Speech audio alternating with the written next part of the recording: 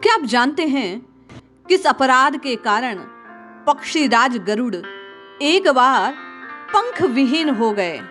वे गरुड़ जी जिनके पंख वज्र के प्रहार से भी छिन्न विछिन्न ना होते थे, एक बार अनायास भगवान श्री हरि के सामने पंख विहीन गरुड़ उपस्थित होते हैं।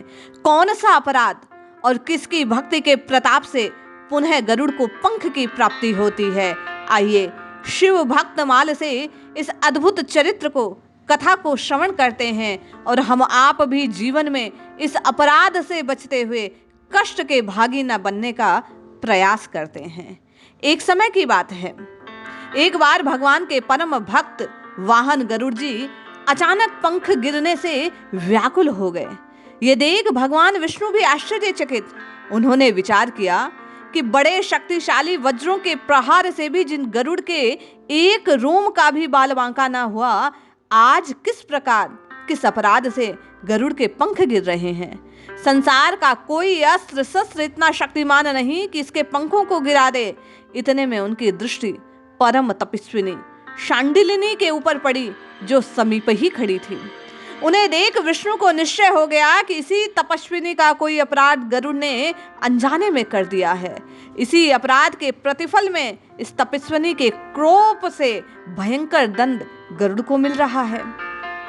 कुछ समय सोच विचार करने के बाद भगवान श्रीहरि श्री विष्णु ने शांडिलिनी से पूछा, देवी, कौन सा अपराध गरुड़ ने किया आपका, जिसका इतना भयानक दंड आप इन्हें दे रही हैं?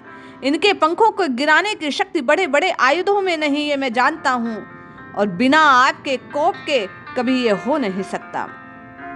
भगवान के ऐसे शब्द सुनकर शांडिलिनी ने उत्तर दिया, हे पुरुषोत्तम, हे नाथ, इन्होंने मेरे ही सामने नारी जाति की घोर निंदा की, अनेक दूषण उसमें बतलाए।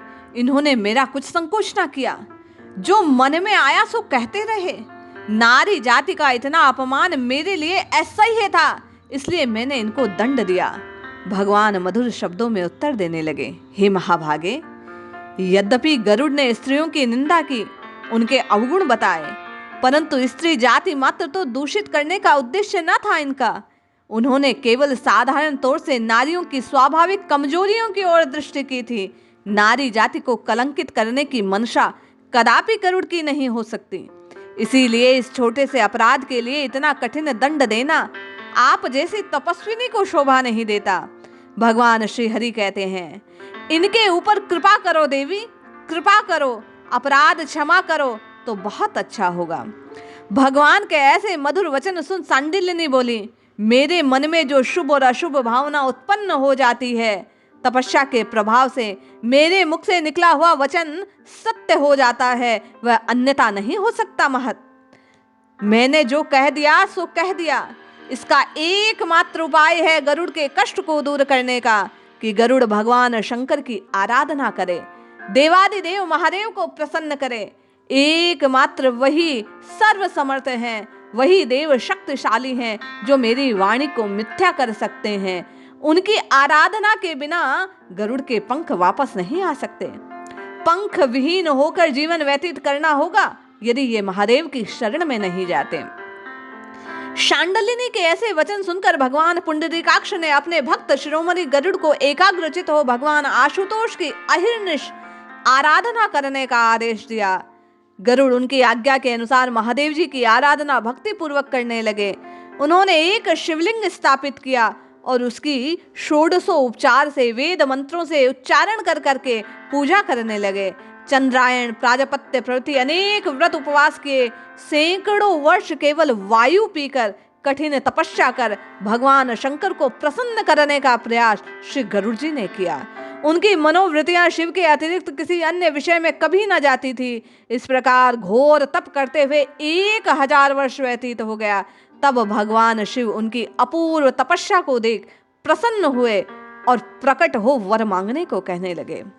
गरुड़ जी महादेव जी से हृदय आनंदकारी सर्व दुखारी दर्शन पाकर आनंद पुलकित हो गए। पुष्ट वदन हो स्तुति करने लगे।